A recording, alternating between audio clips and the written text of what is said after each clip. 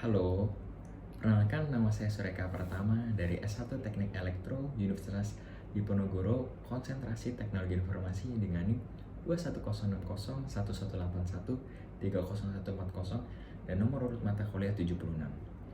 Video ini saya buat untuk memenuhi tugas akhir mata kuliah Etika Profesi yang diampu oleh Bapak Sumardi. Dalam video ini, saya akan menjelaskan tentang contoh pelanggaran etika profesi dari sudut pandang pada bidang ilmu teknologi informasi.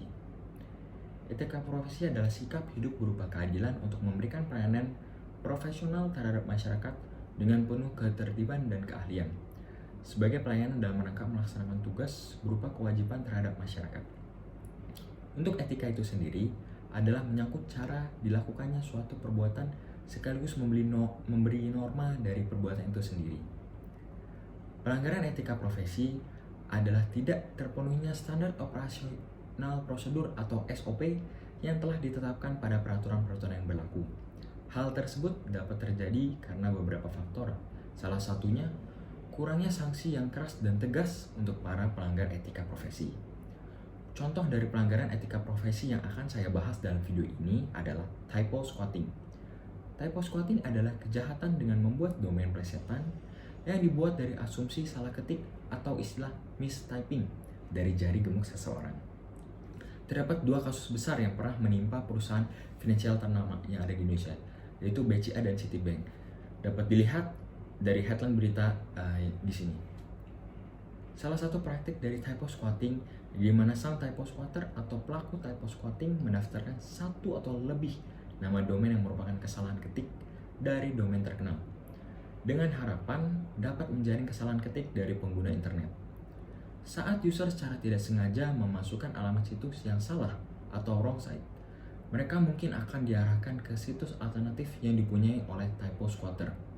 Dan biasanya link tersebut akan diarahkan sama persis seperti tampilan website domain asli untuk mengambil data sensitif dari korban, seperti username atau password, untuk kemudian mengakses ke aplikasi perbankan tersebut.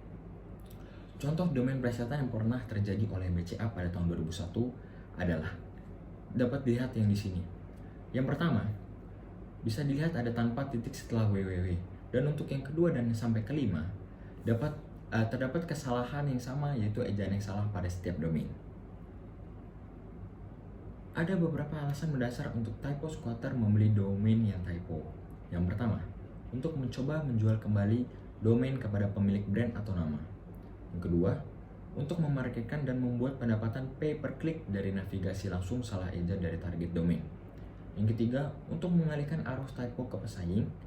Keempat, sebagai skema phishing atau meniru situs target. Dan yang terakhir, untuk mengambil email yang secara tidak sengaja terkirim ke domain typo. Sebetulnya, pengaturan hukum suatu nama domain terhadap tindakan typo squatting dalam kegiatan e-commerce atau perbankan diatur dalam pasal 23 Ayat 1 UU Nomor 19 Tahun 2016 seperti yang ditampilkan di sini. Dalam perubahan terhadap UU Nomor 11 Tahun 2008 tentang informasi dan transaksi elektronik yang menentukan suatu nama domain harus didasarkan pada undang-undang, kepatutan, dan etiket baik. Akibat hukum yang terjadi oleh tindakan typo squatting dalam kegiatan e-commerce atau perbankan, yaitu tindakan typo squatting dapat diberikan pembatalan terhadap nama domain dan juga sanksi administratif yang sanksinya dapat berupa teguran tertulis, pencabutan nama domain, dan pencabutan status operasi jika setelah 14 hari sejak dikeluarkannya teguran tertulis, pengelola nama domain yang bersangkutan tetap melakukan pelanggaran. Dalam kesempatan ini saya akan memberikan 2 tips untuk mencegah typo squatting.